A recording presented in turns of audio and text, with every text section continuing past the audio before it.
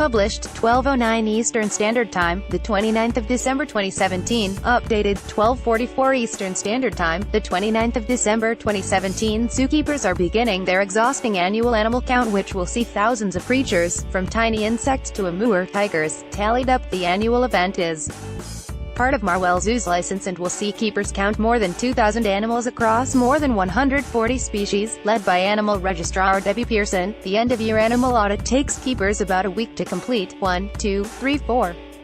No, start again. Marwell Zoo's Debbie Pearson tries to count the penguins, just a few of the 2,000 animals across 143 species. Staff there have to register as part of its annual audit. Nobody move. A Marwell Zoo staff member counts meerkats during the annual animal count. The information collected, which includes births and deaths as well as arrivals and departures to the Hampshire Park in the last 12 months, is logged and shared with other zoos around the world through a database. This year the audit will include the breeding successes of critically endangered animals, including the African wild ass foal rubel born at the zoo in July, and addax calf tamarisk born in September.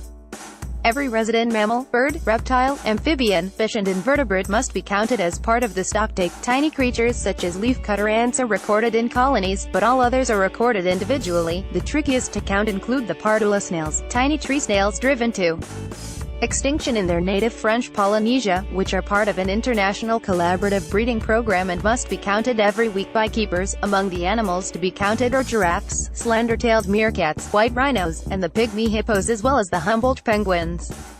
Keepers will also have to keep count of 4 different species of lemur: the critically endangered Elaeotransgenta lemurs, black and white ruffed lemurs, ring-tailed lemurs and endangered crowned lemurs. Led by Animal Registrar Debbie Pearson. Pictured, the painstaking end-of-year animal audit takes keepers about a week to complete. Every zoo must undertake the annual audit and produce a report as part of its license. Marwell works with a number of endangered species, and the annual inventory is designed to ensure the best possible management of worldwide conservation breeding programs. This year is particularly busy because animals are beginning to arrive at the zoo ahead of the March opening of its £8 million tropical house, taking inspiration from the Eden Project and with impressive eco-credentials. The exhibit is designed to allow visitors to get closer to animals, including a Java shepherton, crocodile monitor lizard, and pygmy marmosets, which have already arrived at the zoo. Ms. Pearson, who lead the audit at Marwell Zoo, said, "It's a full-time job trying to keep track of all the animals over the course of the year, particularly the larger groups of small animals." Animal Registrar Debbie Pearson said, "Every year we complete the audit in accordance with zoo legislation. It requires each animal collection to keep exact records of every animal species, births, deaths, arrivals and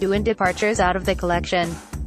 All of this information is then logged into the International Species Information System. It's a full-time job trying to keep track of all the animals over the course of the year, particularly the larger groups of small animals. It's a particularly busy year because we are welcoming new arrivals for the tropical house opening in March. Although the audit is undertaken once a year, zookeepers keep regular track of the animals, the record of which will be published at the end of January.